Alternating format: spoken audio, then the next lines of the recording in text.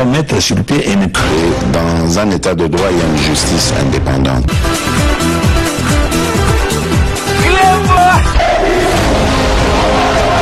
Ce n'est pas pour rien qu'il faut des conseils.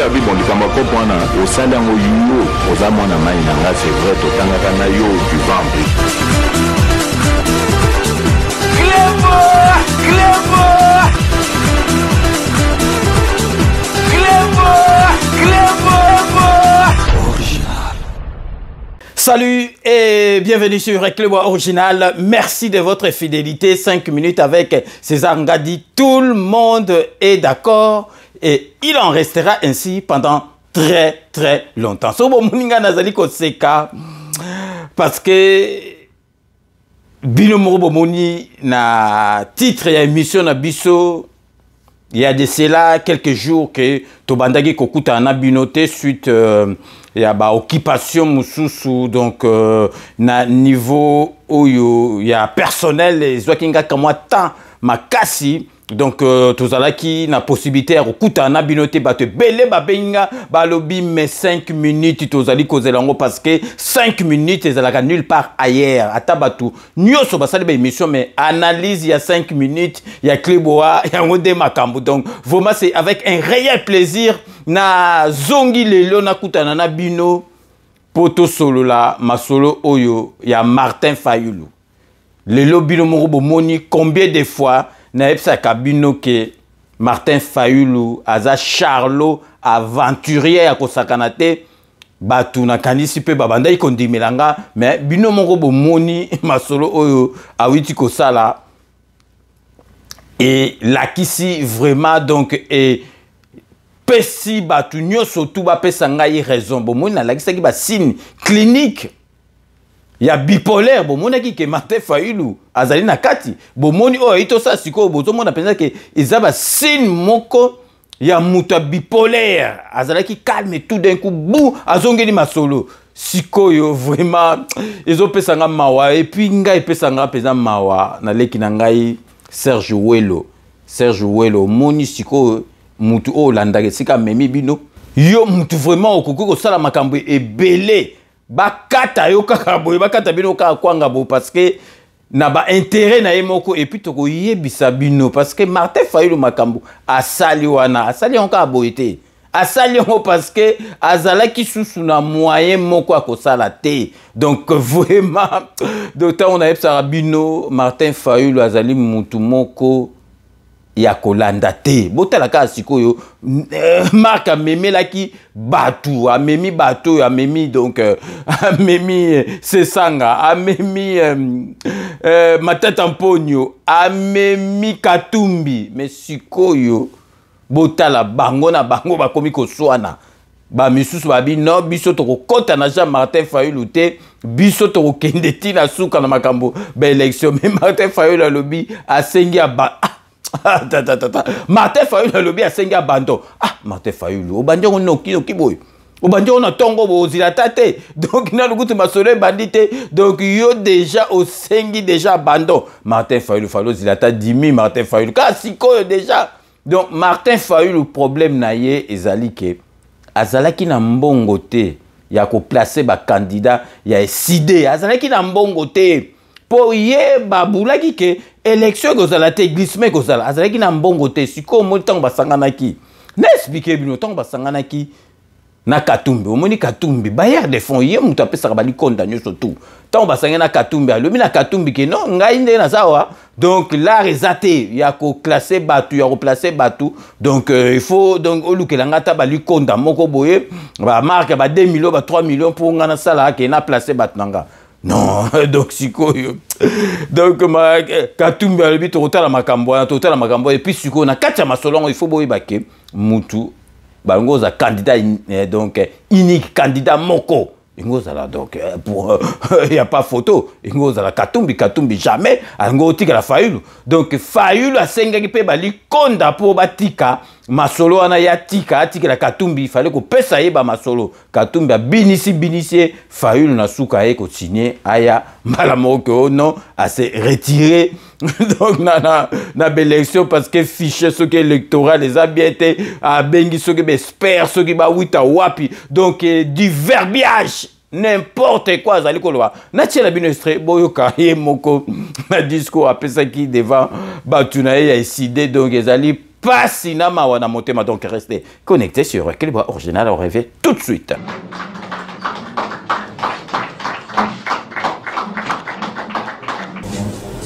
Mesdames et messieurs, lorsque les 18 et 19 décembre 2005, le peuple congolais avait adopté par référendum la constitution qui régit actuellement notre pays, il avait opéré un choix, celui d'une démocratie constitutionnelle, organisant les mécanismes d'accession, d'exercice et de dévolution du pouvoir pour ainsi mettre fin à la contestation de la légitimité des institutions et de leurs animateurs.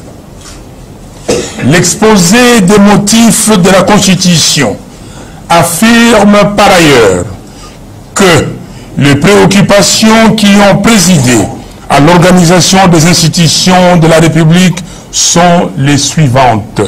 1. Assurer le fonctionnement harmonieux des institutions de l'État. 2. Éviter les conflits. 3. Instaurer un État de droit. 4. Contrer toute tentative de dérive dictatoriale. 5.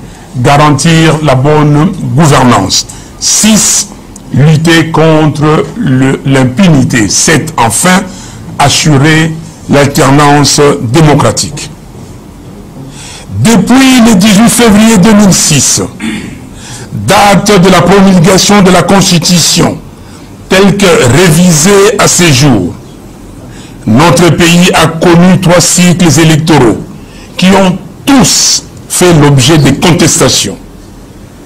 S'il est aujourd'hui de notoriété publique que le cycle de 2018 remporte la palme du chaos électoral, le 4e en cours, à coup sûr, s'annonce comme les détonateurs de l'implosion de notre pays si nous n'y prenons garde. Mesdames et messieurs, nous ne pouvons pas continuer de faire toujours la même chose et s'attendre à un résultat différent. C'est la folie. En effet, depuis plusieurs mois maintenant, nous n'avons eu de cesse à faire comprendre au pouvoir en place, ainsi qu'à l'opinion nationale et internationale, que le processus électoral en cours était mal engagé et qu'il fallait un consensus autour des règles du jeu et des principes devant nous conduire aux élections de décembre 2023 pour corriger les erreurs du passé. D'aucuns pensaient qu'avec toutes les interpellations et contestations qui ont émaillé sa mise en place, la Commission électorale nationale indépendante, CENI, pouvait surprendre positivement en cherchant à organiser les élections en toute impartialité. Malheureusement, elle a démontré à la face du monde qu'elle n'avait qu'une seule mission, à savoir faire élire frauduleusement une fois de plus M. Félix Tshisekedi et lui donner une majorité parlementaire confortable en décembre 2023. Aujourd'hui, au regard de la gravité de la situation, nous disons non à une parodie électorale.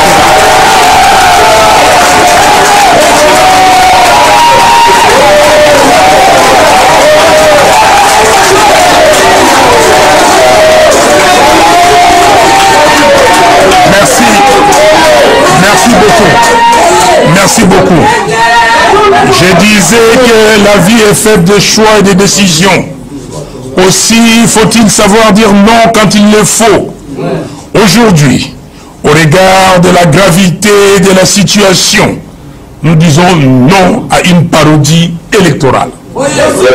Binomo Boitolanda, est-ce que vraiment Martin Fayulu va faire confiance? Bon, la moutou boye vraiment. Alingako comme président de la République ya Congo, Nzamba lingi biso. Et puis Martin Fayulu ako komaka ata président mboka na biso ako komaka te. Moutou boye penza, est-ce que beaucoup y ko pesa confiance? Botala Martin Fayulu oya bandai koluba sur Matata Mponyo. Matata Mponyo bino tu boyebi grand fa quoi. D'ailleurs to zongela na dossier na yemo to sala 5 minutes oya komo bela liboma zoko de porter bayati plainte. Donc na makamoko to ebité yeto zo sala 5 minutes personnalisées ya yemoko donc to tala makambo na ye. Bo tala bino moko Martin Fayulu oya bandoko loba c'est qui fa quoi. Ya Matata Mponyo, pour rappel, Bouyebike, Matata Mponyo, donc, Tchaï premier ministre, il y a Kanam Betina Souka, parce que l'Iwa, il y a Katumba Mwake.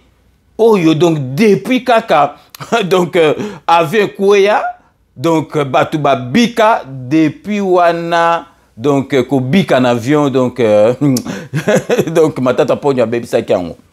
Donc, on a rescapé, na crash d'avion, et c'est là qui valait à partir, il y a Matata Mponyo. Donc, donc Matata Mponyo, ayebi liwa ya katumba mwake. Ya ono mwana ba tchake na primatique, ayebi yango.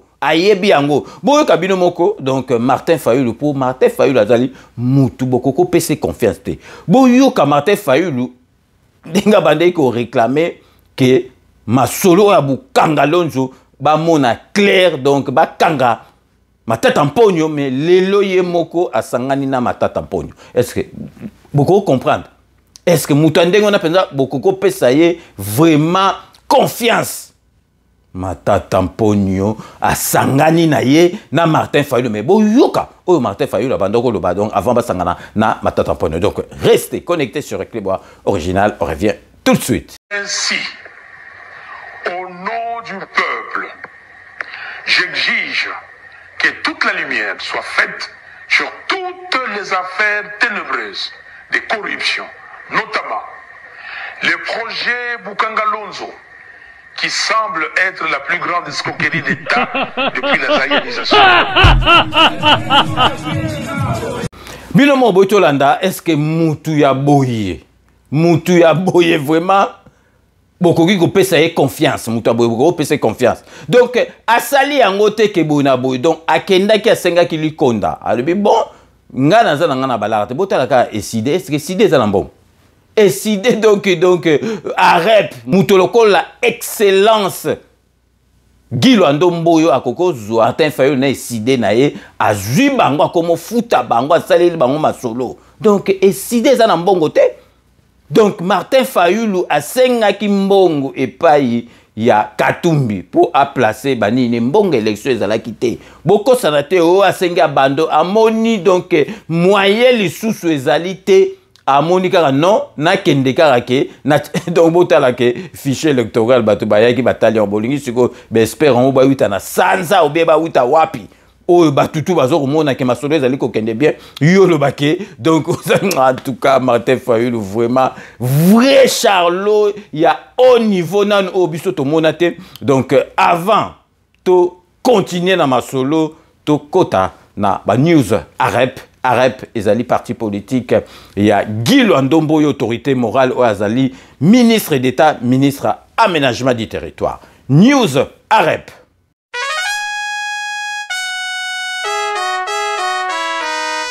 Agissons pour la République, à nous de bâtir le Congo de demain. Agissons pour bâtir le Congo de demain. Faisons de la République notre seul idéal. Cultivons tous ensemble le sens de la justice, de toutes les vertus, pour élever notre nation. News Arep, il y a Lelo Toko, l'Axabino, activité, il y a Gilo Ndomboyo Azali, autorité morale, il y a Arep, ministre d'État, ministre aménagement du territoire, parce que Boyebi Tozali komi Bongama. Pona ba élection ata Fayulu asengi na ye abando parce que ye banaki na ngokaka donc osala ne tout la mwisi azaza Fayulu bando nga 20 falo zilata donc boyebike arep e ko sala makambo oyo et salamana nte ko kamisa batu na kati ba élection oyo akobimisa ba député donc nationaux ba député provinciaux akobimisa ba sénateur akobimisa ba broukoumès akobimisa donc belé ya batu na ba politique donc toko yindisa ba ministre donc ezali jekutute na kati ya rep batu bazali ko benga ngai donc ndeko na biso mo Afrique du Sud benga ngai États-Unis benga ngai donc nazo la bino donc ba renseignement pour botala ndeni boko fongola masolo na ba mboka oyo bozali donc intervention ya son excellence Guy Luando Mboyo ministre d'État ministre aménagement du territoire autorité morale ya rep ayaki awa na sommet oyo sur le climat oyo salamaki na Paris awa donc mercredi 21 juin 2023 oyo toko l'axabino intervention na oyo il y a hôtel de ville intervention betaki disco to ti la bino intervention pour sentir donc disco moko Gilo ndombo yo abeti ezalaki ya kosakana te to l'axabino intervention oyo ya son excellence Gilo ndombo yo abetaki sur climat ya sommet awe elekaki na Paris na hôtel de ville bino moko bolanda Gilo ndombo yo non ayebi ko beta ba disco mwana mobali oyo excellence ayebi koloba parce que boyeba ke Gilo Ndazali maître avocat donc koloba ezali musale na donc restez connectés sur Clébois Original, on revient tout de suite. J'en appelle donc,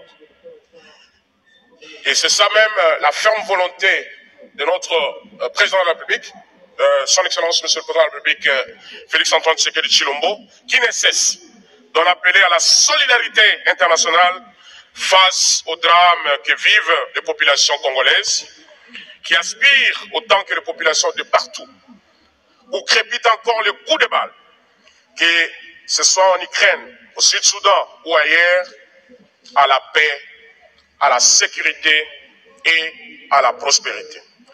Mesdames et messieurs, distingués invités, je vous remercie pour votre particulière attention.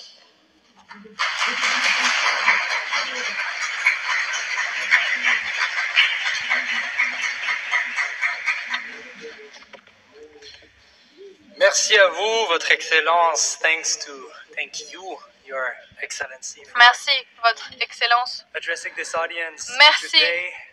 pour votre discours. Alors, je n'ai pas noté tous les détails de votre discours, mais vous avez... Binomoro Bolandi, donc discours qui toko, Guy Luanda betaki devant l'autorité à Paris sur ya masolo ya climat. Donc, Salamaki awa nakati ya hôtel de ville ya Paris. Après wana, donc beaucoup landa sikoyo, bolanda message oyo Guy Luanda pesaki na ba camarade du Nyosto ya rep kuna na Kisasa.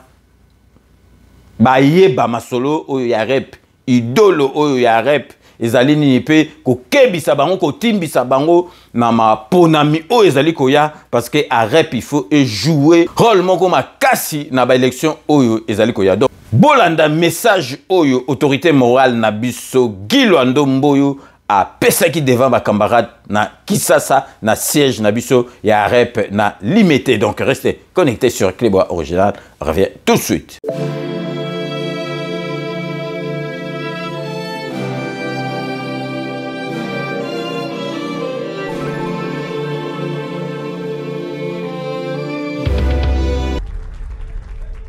Ce qui nous amène à ce que vous avez vu le communiqué qui a été lancé au niveau du parti pour que ceux qui avaient le désir de se manifester comme candidats, de venir déposer leur nom. Chaque fédération avait été instruite pour ce faire. Bitumba, Ezali Koya, Ezali Makasi. Il y a un travail sérieux à faire. Tant que Tozolo Banaparti agissons, effectivement, ce pays a besoin de l'action. Tokolonga élection d'Engenini. D'abord, à partir de l'élo, Kolala Lisusu Pongite.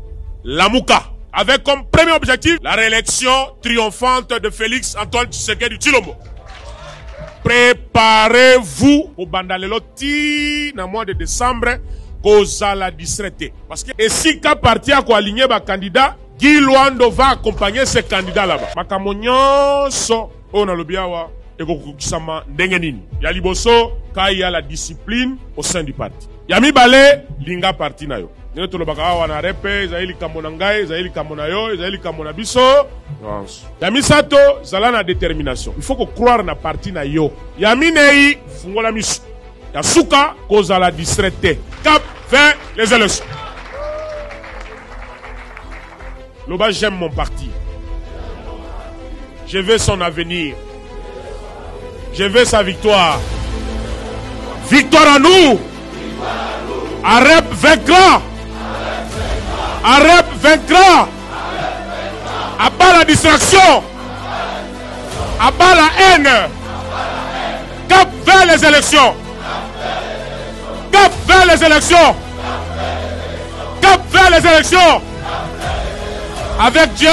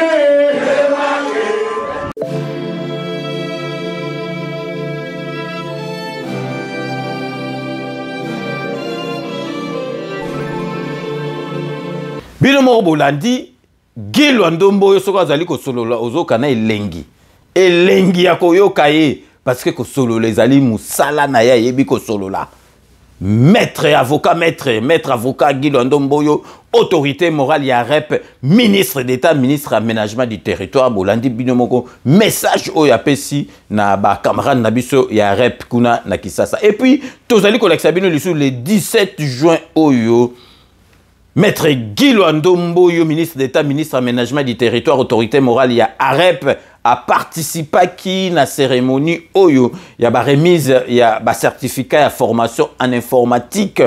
Oyo, qui initié l'association Oyo, il y a ban, il y a militaire, il y a policier. Tala Oyo Guy Lwando alobaki devant policier. Na militaire. Donc restez connectés sur Clébois Original. On revient tout de suite.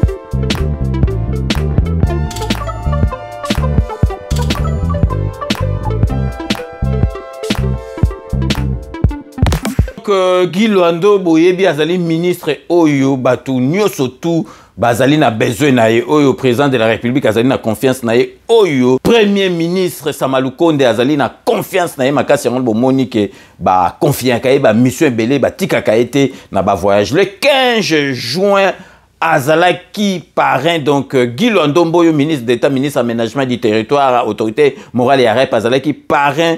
Il y a 6e promotion, il y a école supérieure d'administration militaire donc y akendaki kuna azalaki parrain na bango donc na kati ya ba stagiaire wana bazalaki 27 dont 12 bawitaki na ba pays mususu Congo Brazzaville, Centrafrique, donc Tunisie bayaki wana bayaki kokutana na 6e promotion wana ya école supérieure d'administration ya ba militaire bilo moko bolanda na bilili.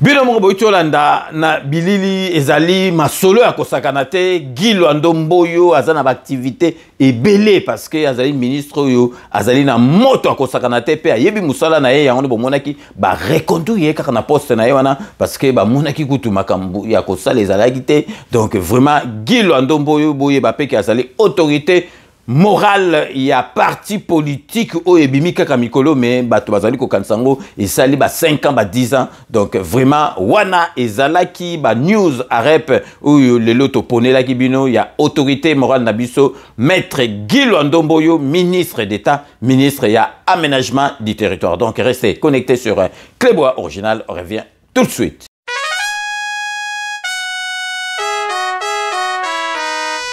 Agissons pour la République, à nous de bâtir le Congo de demain. Agissons pour bâtir le Congo de demain.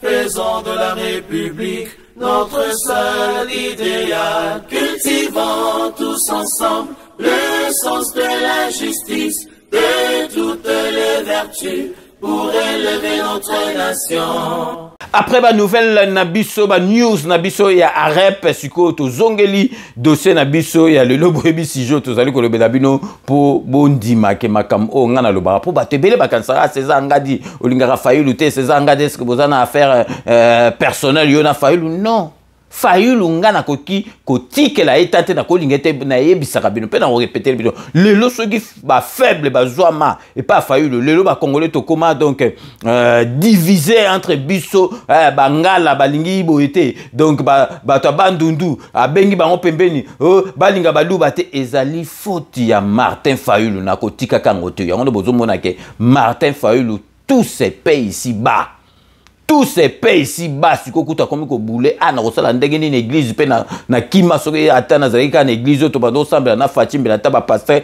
ba koti ba vandisi biso donc comme na ba boule belé ya on bomoni tous ces pays ici bas bozo mona makambo ezo yela ye eza makambo ezali par rapport ya motema mabe na ye but na biso ezalaki te Kabila dégage muto tout akoya na opposition et witi wana ye tokocha maboko Fayulu falatia président de la République maboko mais tala ndenga azo kota fiti azo bimisa ba masolo ebele et puis Martin Fayulu ndengo so longo ne bandeli bo to boyi oya na suka o vérité des urnes zate oso longwe donc makambo koleka kuna etali susu yote donc to boyi vérité des urnes ozongi c'est la biso susu o vérité des urnes onini to boyi yango donc avant to continuer sur na kati masona biso to zali kopesa bino toujours communiquer ya mwana mobali ya ndeko na biso azali na kati ya Norvège na kombo ya Hubert Kizela oyo akoki ko aider bino bo bengi a lezozo ba pele belé to ko filmer pe bato ba reçoit déjà ba conteneur na bango ya ba makayabu ya ba mpiodi donc ba Thomson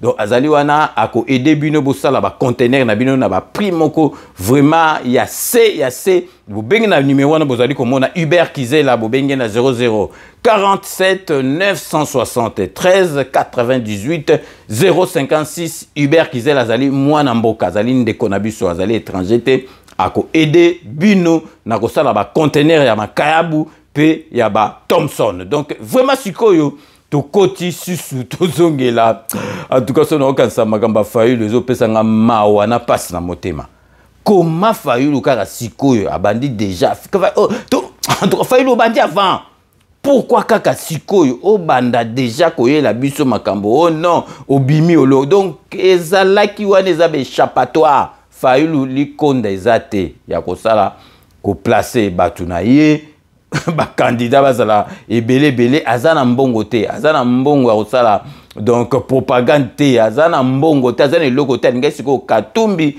apesa ye mbongo po asala ba masolo me Katumbi akoma ko binisa ye ale Fayulu abia bebisa kaka masolo ozomona kutu balandi ete siko ba Katumbi batono bango batika bozomona siko donc bango na bango bakomi ko swana donc mutazalaki na bino lobika okendete ya kanisaki ba Holanda ye ba boakisi ye ba biwa na makamna etali biso et puis biso tozo ebisa yo Martin Fayulu biso makambo wana o bino bozo swana bino na bino etali biso te biso tozo continuer.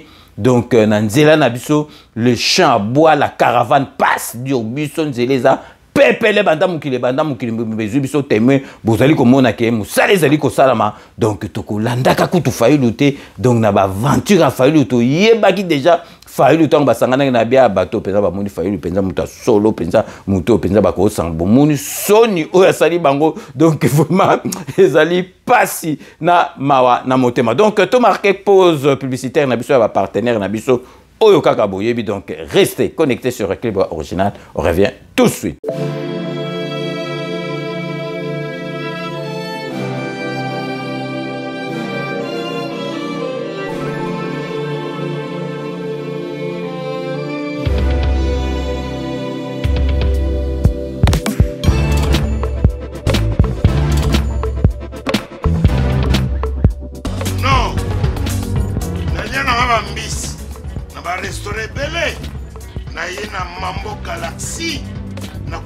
Poisson dans la mbisi pe ya mwana te haza minere te haza mukolo ndoboko liango familial botondi mbisi basangisa na crevette kaka ya mbisi basangisa na makemba basangisa na poivron basangisa na céleri basangisa na pomme de terre basangisa na munganza donc mbisi azwi vitamine bazali susu na ngulu bazali susu makayabu brochette otobengi kamundeli mayebo lobiloko nyonso ya mboka pa galaxie mambo tozolia c'est mambo galaxie tozosala mpa na bana mboka yango wana congolais mpona esika oyo kolela or ke bacongolais toyebani osali 6 mois okundi na propriétaire tie mosapi na liso Galaxie Mambo 8 ans quel restaurant eza mosika te Au numéro 137, rue André Carman, à Aubervilliers, composez vite les 07 53 28 89 07. Galaxy Mambo, c'est du wow.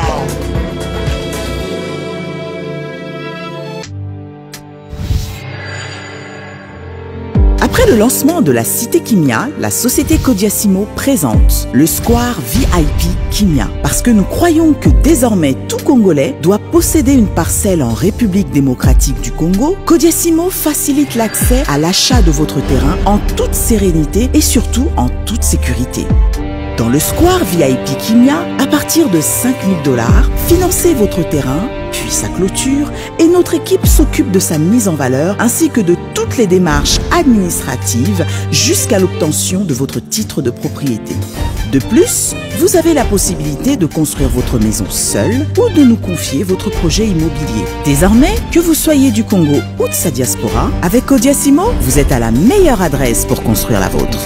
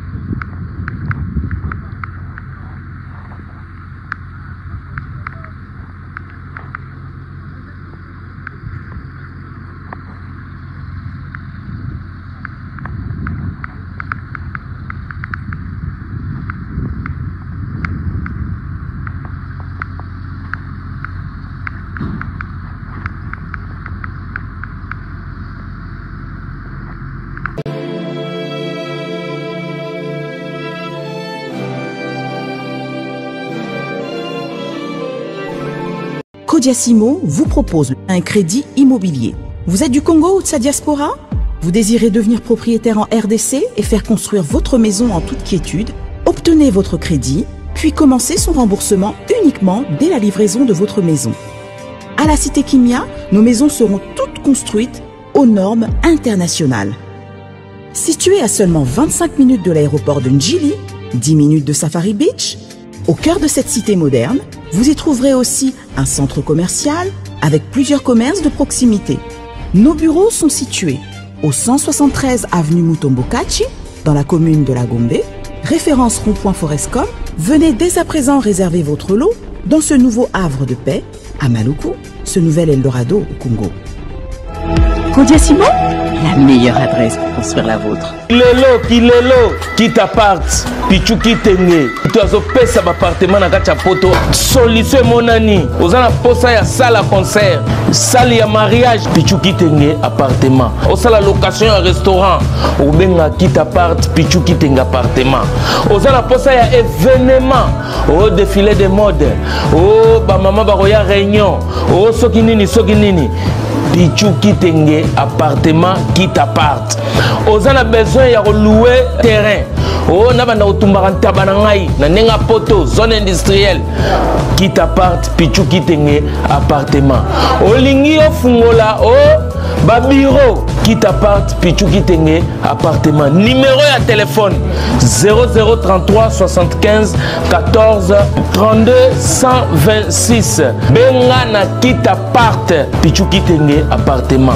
Olingi ko sala achat et lupangu na poto ozana Kisasa ozana Ngola pichu kitenge ba kitenge ba ebele me wana kitapart check.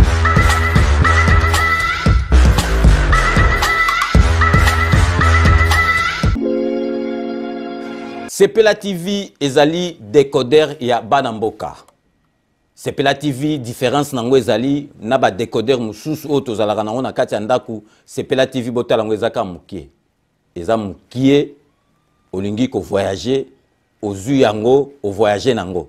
Parce que ba décodeur o biso tozalaka nango evandika na ndaku mais Sepela TV déjà eza mukie botala ozu o kolti yango ka na poche na kosi na poche à veste o voyager o memi yango partout dans le monde ici ka zo kende.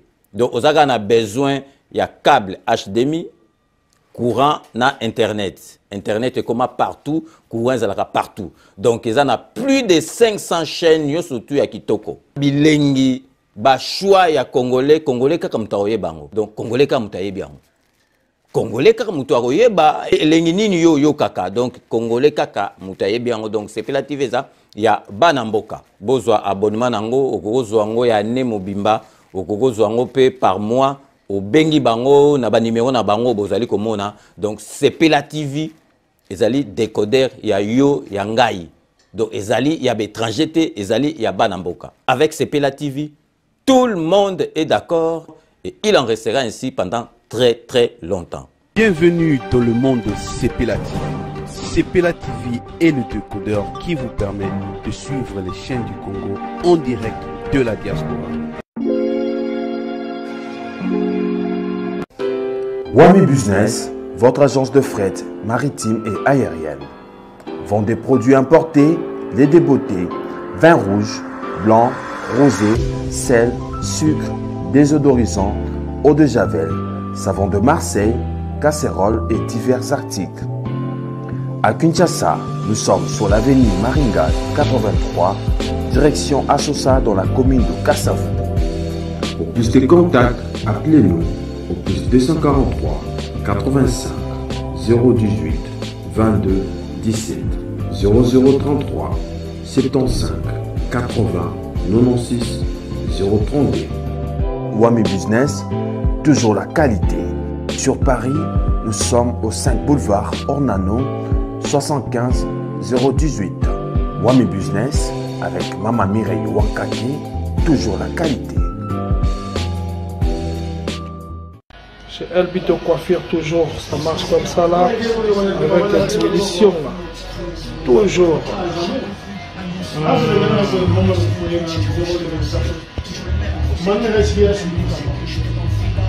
Salon number one. C'est elle qui coiffe. Il coiffe avec sourire, il coiffe avec noblesse. C'est elle qui coiffe.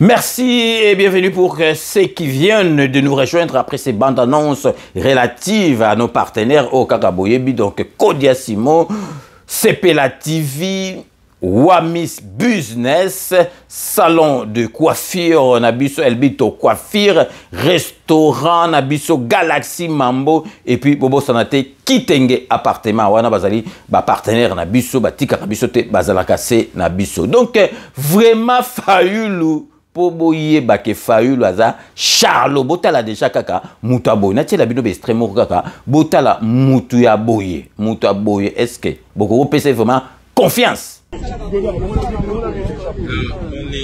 où on doit faire la conférence en fait on a l'ILB comme vous voyez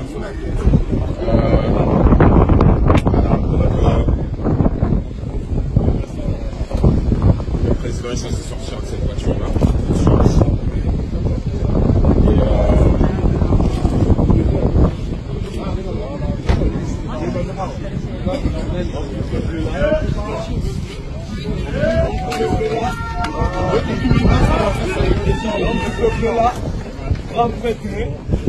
Voilà. D'abord les honneurs.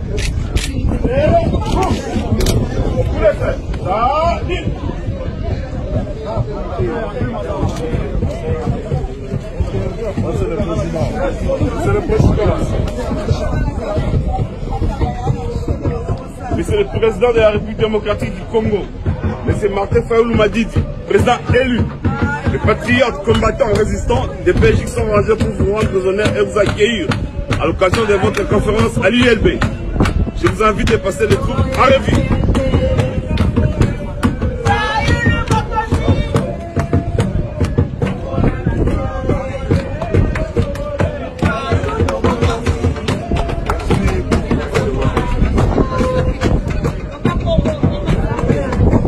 Élection, oui, mais sans machine à voter.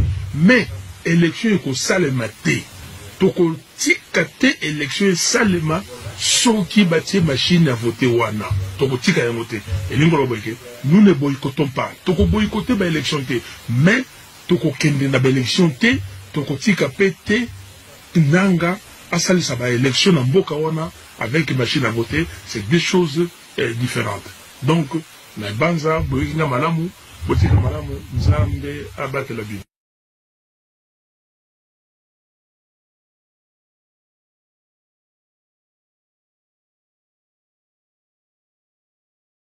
ne disons pas que si vous trouvez la machine à voter, vous boycottez. Nous demandons d'aller voter.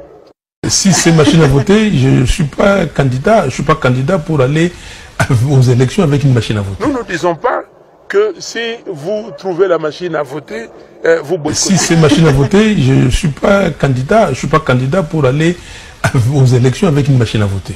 Démagogie. Je vous dis ceci exactement, je vais répéter pour que vos téléspectateurs écoutent bien. Et j'ai dit à la population congolaise, ne touchez pas à cette machine. Démagogie. S'il vous plaît, l'Amouka vous dit d'aller voter. C'est du poison.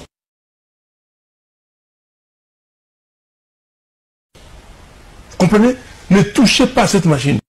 Où est-ce que vous trouvez que nous demandons aux gens de boycotter? Démagogie. Donc nous disons, il faut des élections sans machine à voter. Démagogie. L'Église catholique aura 40 millions d'observateurs. Démagogie.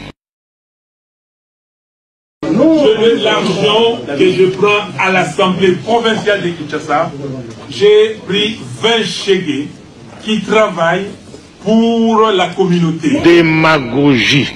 Mes avocats ont présenté des copies des procès-verbaux à l'audience à la Cour constitutionnelle. Démagogie.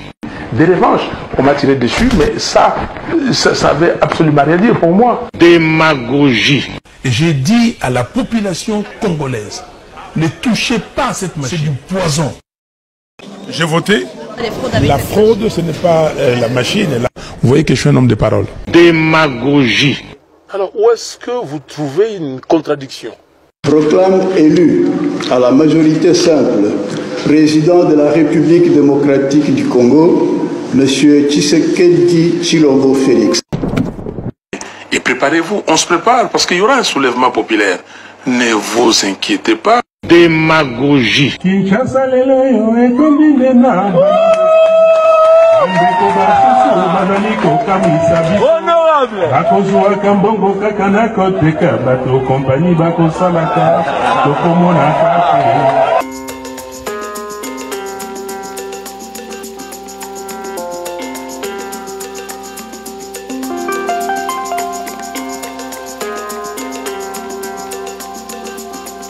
Toi, Boya Kogi, vraiment, Azana poste à président de la République.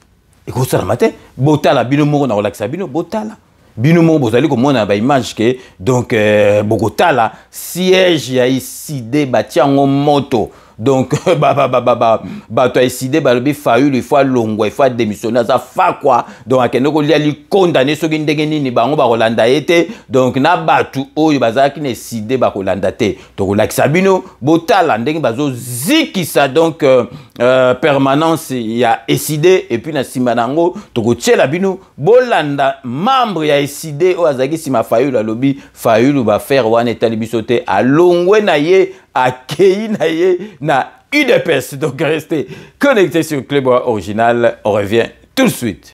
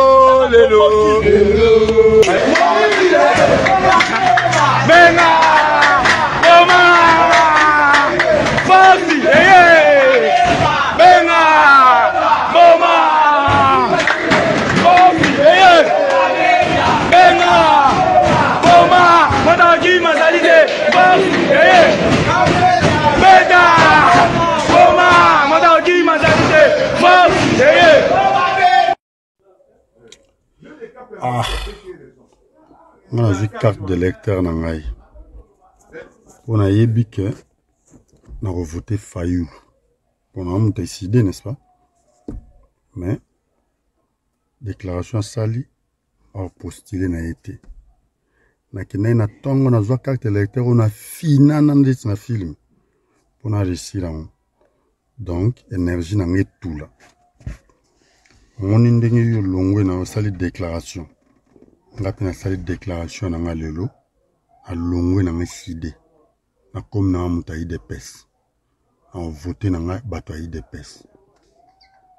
Okoti ka biso na nzela te. Wa chef andeni. Le cadre de l'état na tout là.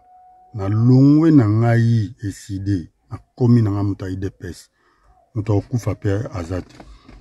Nakomi tukuta IDPS te na zungi na ngande IDPS. Puis le mot Botolanda, donc siège SID, ti yango moto ya kosakana te, puis bomoni na suka ke, donc membre ya SID ya lamuka, oazali na kati ya lamuka zali, Fayulu lobi non Fayulu akosakana esprit na biso bote, donc Fayulu ngana souffrir pour na za carte Fayulu amoni ngana ni, donc ngai esila kaka boeko elanga, donc jamais na kosimba yombo abwakisi SID, abwakisi lamuka akoti na ye na kati ya IDPS pour bo sakana bo mona vraiment ke Fayulu azali mutu akotia confiance te, mais sikoyo nazali kolakisa bino mpo bocomprendre ke tozali na président moko vraiment nayebisaka bino président oyo nzambe mutu atinda ye azali na mission divine, mission oyo nzambe atindi ye akokende nango ntina suka yango na bomona biloko to akolo oyo abacontre te kokozwa faci beto te parce que aza na mission oyo nzambe apesa. Nazolakisa bino exemple botala président France aza koyamba mutu ndenga yambaka na palais de l'Élysée, azo matana bescalier wana ndenge bamataka, garde républicaine, garde na ya koué ya sali crise cardiaque. Macron donc kutu ndifa ndenge wana kutu akipe kutu te ke soki ndenge nini ale a continuer comme si rien n'était. Po botala siko na kolakisa bino après bokomona président Fachi boyebi motard na ye akouya président Fachi atelimisa cortège na ba risque nyo surtout parce que baka président so akoti na mutu kazo kende wana batu ya sécurité ba komi calme président donc improvisation na sécurité ya président de la République autorité ils donc tout est tracé. Improvisation président atelimisa cortège akita ake aye kota la motard ndenga koya zo so anaye po bomona mutu ya motema malamu. Botala nazola kisabino Macron aza président neti président Fachi donc akipe kutu jona te soki akokufa wana kuta Italie te bokase lo kandena soki leke et pas président de la République président ngo continue président ngo zo pena masane président bakeba tali mutu wana bon Macron donc tina kwani donc botala bino moko na bili. Macron ignore totalement un garde qui fait une crise cardiaque devant lui. Salut, tu dois voir ça, c'est très grave. Regarde ce garde qui s'effondre devant Macron. Il n'en a rien à faire et se retourne grand sourire face aux caméras. Il fait comme s'il ne l'avait pas vu, mais c'est sûr qu'il a vu ce garde s'effondrer, il a déjà dû le voir lorsqu'il montait les escaliers. Il ignore comme lorsque vous croisez quelqu'un dans la rue que vous connaissez et que vous n'avez pas envie de saluer, tout d'un coup votre regard se porte sur tout sauf sur la personne en question. Et tout de suite, un membre de l'équipe se met devant le garde effondré pour que ça ne se voit pas. Rien ne doit laisser transparaître. C'est une métaphore de la situation de la France, tout s'effondre, mais ne vous en faites pas, le gouvernement est tout sourire à faire semblant de ne pas voir la catastrophe qui arrive. En tout cas, si vous travaillez pour Macron, voilà la reconnaissance qui vous attend si jamais il vous arrive quelque chose pendant l'exercice de vos fonctions. Et toi, tu trouves ça normal d'ignorer des gens qui font une crise cardiaque devant soi? Dis-le-moi en commentaire. Merci pour le partage. Donc, le mot total. Donc, pour vous comprendre que président Nabiso aza humain. Président Moko, donc il y a Moutouneti Kaka Bisso. Bon, Moni Macron, hein, donc garde républicaine à quoi il peut mais pas 100 mètres à qui peut tout bah écoute, bah calé tout pour ceux qui battent pas mon athée, ceux qui n'ont donc ceux qui m'ont koufa. Mais Botala, on a zola que Sabino Botala, président de la République Fachi Beton. Cortège, talaka cortège dengue kendara dengue wanake donc Moutounaya tukutuku motara koya président Kanga cortège à Kita à sala donc trajet moka moulaya ye azota la sécurité donc na ba place wana ezali ba place moka mystique mais président risque à Kita aya kotala mutakoyi po bomona tozali na président moko motema malamu bino mo bota na bilili.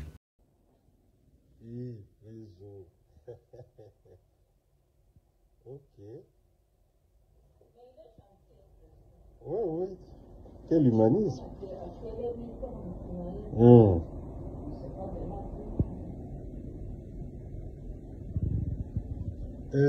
live.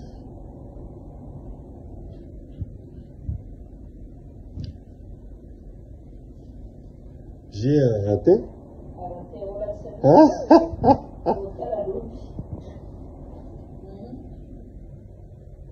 Ok. Président quoi?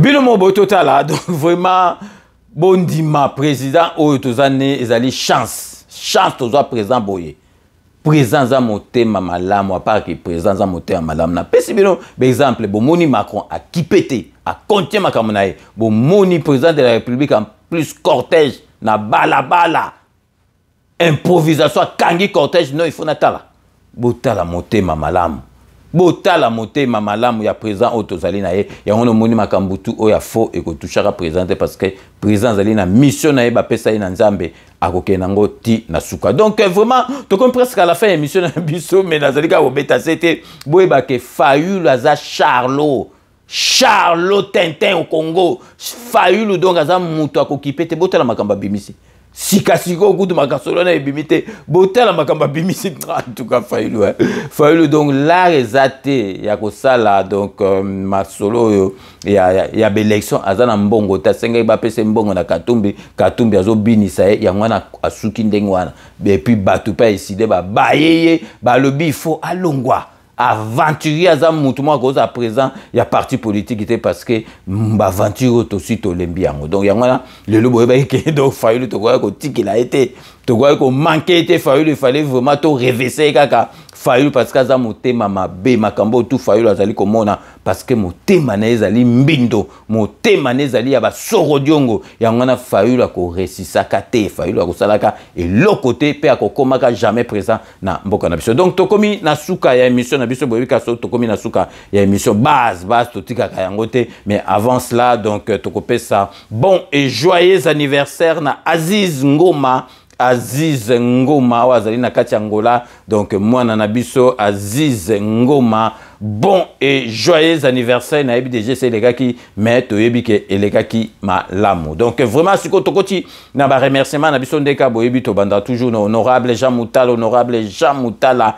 merci na nyo surtout au sala rapport na 5 minutes avec César Ngadi toujours na kati à Londres tozali ko pesa mbote na Marie la beauté naturelle merci na nyo surtout au sala rapport na 5 minutes avec César Ngadi Jano Matundu na mwasi na Jano Matundu merci na nyo surtout au sala rapport na 5 minutes avec César Ngadi José Kano Kikakamene Maître Ouera Mukuna Maître Rajamoule merci na nyoso tout bosala rapport na 5 minutes avec César Ngadi tokei na 4 Espagne pona ko pesa mbote batu tout baza d'accord que Beloti Mavungu vrai chéri Beloti Mavungu na 4 Espagne Beloti Mavungu merci na nyo surtout au sala rapport na 5 minutes avec César Ngadi tokei na kata Suède pour na repesa maman na biso Thérèse Kamani fidèle de fidèle Thérèse Kamani petit sœur propre merci na nyo surtout au sala rapport na 5 minutes avec César Ngadi Igwe chef béton armé na Suède Igwe chef béton armé petit frère propre merci na nyo surtout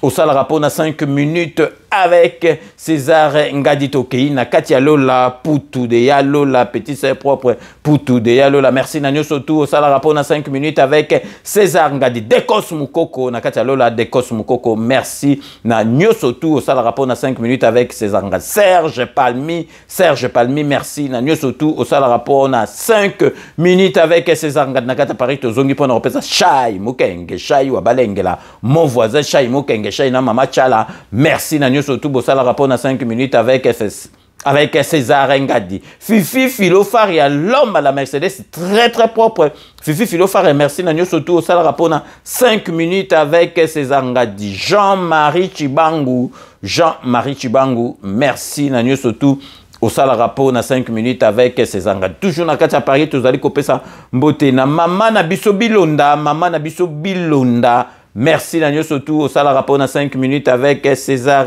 Ngadi mama na biso oyatiaka mabolongo na se Agnès Mababa pour la présidente de la République Agnès Mababa continue toujours comme ça merci na nyo surtout au sala rapport na 5 minutes avec César Ngadi toujours na Katia Paris donc tozali ko pesa mbote na Ejide de Fer Masananga Ejide de Fer merci na nyo surtout au sala rapport na 5 minutes avec César Ngadi donc Diedo Kumbi merci na nyo surtout au Salarapo, na 5 minutes avec César Ngadi. Boyebi Tosuki sera toujours na Dokotolo Nabiso, Jean-Paul Djamba, oya sala émission qui toko pour na santé Nabiso, parlo santé autoseng Nabino, Bolanda Rango, Jean-Paul Djamba, merci, na Nyosotu, au Salarapo, na 5 minutes avec César Ngadi. Donc, c'est la fin de ce 5 minutes avec César Ngadi que j'ai eu l'immense plaisir de vous présenter.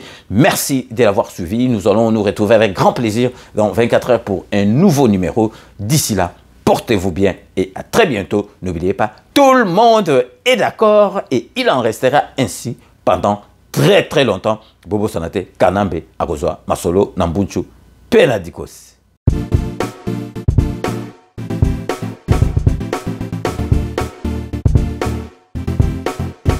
On doit mettre sur pied et dans un état de droit, il y a une justice indépendante.